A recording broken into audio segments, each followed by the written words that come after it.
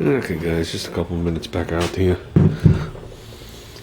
Been working on the pulleys. Got this one here. There you go, single pulley. So, I think we're gonna be good. As clean as I can get it.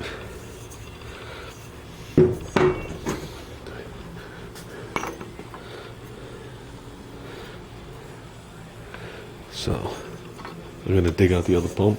Thanks for all the information on this pump. They're talking about something with the flare. I'm not really sure what they mean, but I'm going to grab the 74 pump anyway. I'm going to break this down. Still waiting for the bracket. I'm going to break all this stuff down so we can start getting ready to paint. And just get this done. So, with the single bracket, with a single pulley, when I press it on the other one, I'm going to be able to get this piece on and off so we can paint these separate, which I'm going to do now. Those we're going to do aluminum. These brackets. Yeah, okay, we got the front broken down. Got the stud out. Pretty cool looking stud. 7/16, of course on one side, fine on the other. Something to do with the AC. Got the power steering pump all broken down. We are not using that pump. Thanks for the tip with this. I was told, I can't forget people's names. I was told that if you don't put this in there, the orientation to the two pulleys will be off. I believe that. I see it rides up against the back of there. We're going to take these to work and clean them. These are aluminum. So we're going to paint those aluminum again. We're going to take the two pulleys to work, strip them down, as well as the lower alternator bracket. We're going to grab the two alternators and I'll clean this one. And I want to clean up those pulleys and put the double pulley on. For now, that's the way we're going to run it. And last but not least, we got the pan to deal with. Okay, water pump was cleaned and in primer. Front cover, you guys know, was already stripped down. I re-cleaned it. It's in primer on both sides. So was the pulley, both sides and in the groove. Okay, that'll probably be body color. Maybe that might be aluminum. That's going to be satin black. Any metal brackets are going to be probably satin black. I don't think I'm going to go with the gunmetal gray. I don't think I'm going to do that many colors. I'm going to keep this simple, something he can touch up as he works along. These will be aluminum color since they're aluminum. The alternator I'm probably just going to clean. It's this one over here. It's a nicer one of the two, not the one that's all oxidized. Just more dirty than anything. Probably just going to clean that and redo the pulleys. Repaint the pulley. The fan is nice. Just needs a cleaning. And we'll use that groove. Those pulleys will be satin black. So, housing for the oil filter. I'm going to leave it natural raw. And there's a reason. This was brought up recently in the AMC forum. And then you got anybody that follows AMC cars, the thing that keeps popping up over and over and over and over again is, I drove the car for 100 miles, now I have no oil pressure. I drove the car for 200 miles, I have no oil pressure. I drove the car for a week, now I have no oil pressure, zero. And nobody ever gives like a breakdown of what's happening. I mean, I tried, I don't know if you guys remember when I did this front pump, I tried to set up a worksheet for all these people that the gears were failing on and nobody wanted to play. So this is my feeling on it because it always comes down to the same stuff over and over and over and over again. There was one guy on the forum that said that he had low oil pressure. He sent his block out to have the lifters sleeved because he heard he loses oil pressure from there. Still had no oil pressure. Changed the spring and everything was mint. I believe it's all right there in the regulator. Oh, I got bit by something. Okay, here. In this particular year, okay, now I think a year or two after this, that thing disappears. That's your oil filter bypass. So when you fire this thing up cold and the oil's too thick and the engine's racing at 2500 and you can't get the oil through the filter fast enough, some goes through the filter and some blows by there and recirculates back in. Okay, or passes by is the best way of wording it. Okay, this right here does not control oil pressure at all. There's a lot of people that have the misconception that this is the oil pressure problem. Now, if you go a little newer than this, they make it where they make this housing where this doesn't exist. Okay?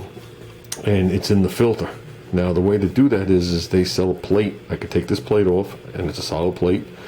And then they sell you a new nipple, and it puts a Ford thread on there. And supposedly, whatever Ford filter it is has its own bypass in it. So every time you change the oil, you get a new bypass valve. I don't have a problem with that. But I've never had a problem with the old ones either, to the best of my knowledge. I have seen the regulator stick. And here's what I feel, and I brought this up. And sometimes when you bring up stuff that I feel is relevant, the crowd goes silent instead of working along with you, but they also don't buck you. So it's like they know you're onto something. Here's the deal. Most of the people that build AMC motors have to reuse the front cover. Okay, they make aftermarket front covers. The aftermarket front covers are not as good as the factory covers. Okay, for a couple of reasons. One, they have alignment issues, and that chews the front gear. Okay, so we'll just stick with that for now. Okay, now, there is a company that uses the same Chinese reproduction parts, except the difference is they take the part, they put it in a jig, and they check all these things. And if the cover passes, they sell it to you. They also mark it up $100 to do all that. Okay, or people still hunt down the factory covers. You got to find one that's decent inside. Okay, we went through this. The factory covers on the inside here have the date of the engine. Now, all the covers have scoring in them. It's just the nature of the beast. The gears are steel. The housing is aluminum. Okay, it's driven by the distributor down to here. This is a fixed idler. Okay, the gears spin opposite to each other, and as it spins, it puts the oil, or brings the oil around, just like you're going through that rotating door. Then at the end of the rotating door, you got to make a decision. Either you go back around the rotating door, or you spit yourself out. Well, they make it so you can't go back around the rotating door. And that's what happens. The oil comes around the side and comes here, has nowhere to go, so it goes inside the engine. Draws it in one side, brings it around the outside. Okay.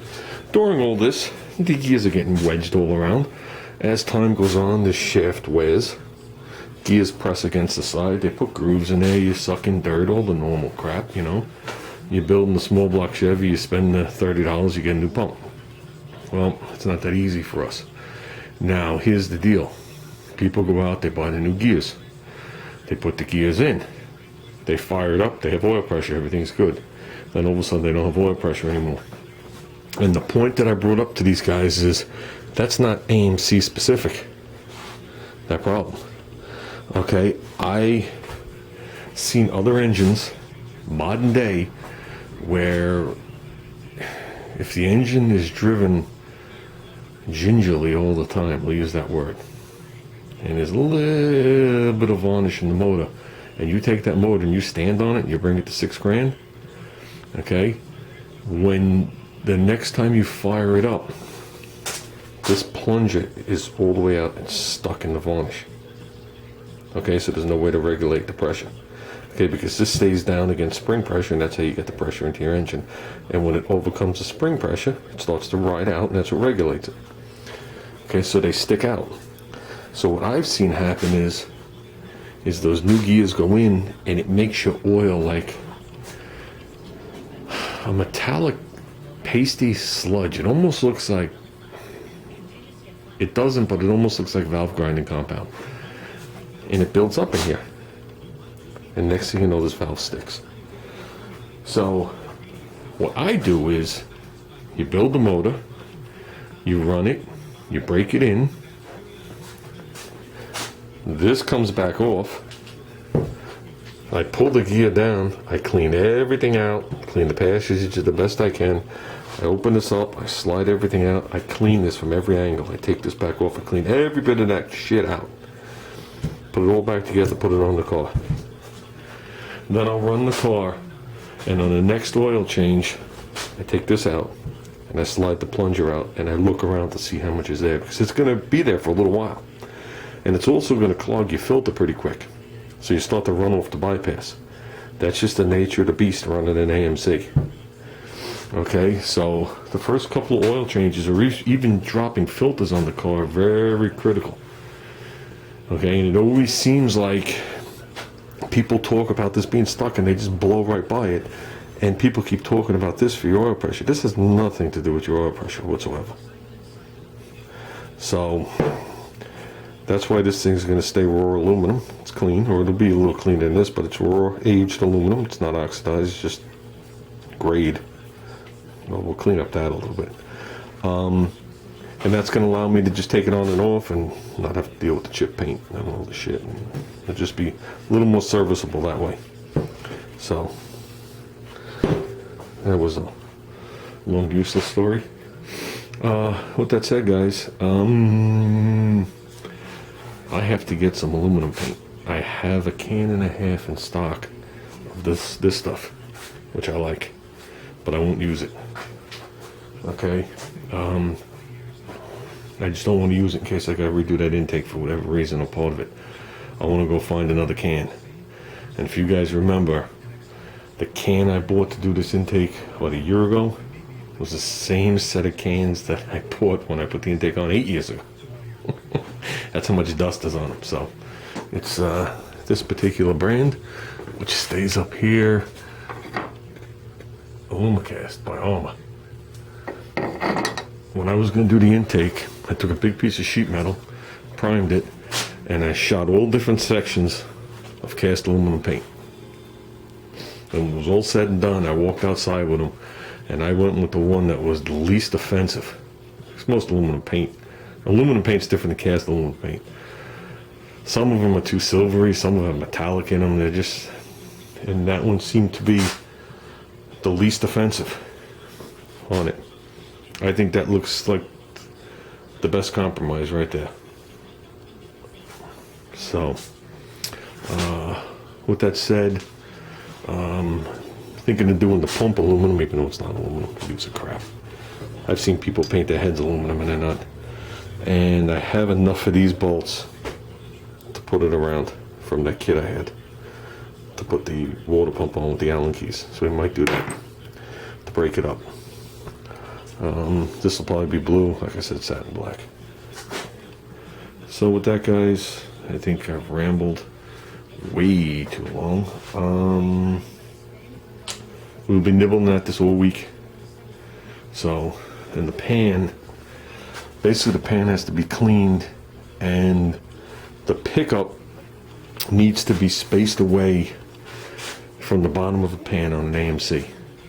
And we talked about this once a long time ago. It's done for two reasons. One, so when you fire it up, it doesn't suck to the bottom of the pan and run the motor dry. Two, an AMC pickup is meant to rest on the bottom of the pan with the little spacer that keeps it from vibrating and keeps the harmonics from snapping it off at the threads. So AMC used a little white button, and those little white buttons fall out, and then havoc strikes. I got two mint factory pickups. I can't use the Millodon pickup, it's for a deep pan. And pretty much the spec off the bottom is a safe spec, is 1/4 inch. They actually run a little tighter if you want to run it tighter. But some people braze it to the bottom of the pickup. You can't weld it to it, it's just tin. And some people will use a nut. They find out where it goes exactly, and they just tack weld it to the bottom of the oil pan. Because the pickup can only go in one spot on an AMC. The pan actually has these two fingers, and the pickup has to run between them. So you could actually mark the pickup where you want that little spacer. Put the pan on, it leaves an indentation or a little mark, and then you could just weld a nut there. So when you put it on there, you can see it press up against it. That's probably the route we're gonna go. So it's actually a mint pan. There's not even a dent on it. So that's the original pan to this engine. It's a Jeep pan, if anybody doesn't know the difference. Jeep pan has the plug to the side. Car pan has the plug to the back. And that's just for servicing. So everything else is the same inside.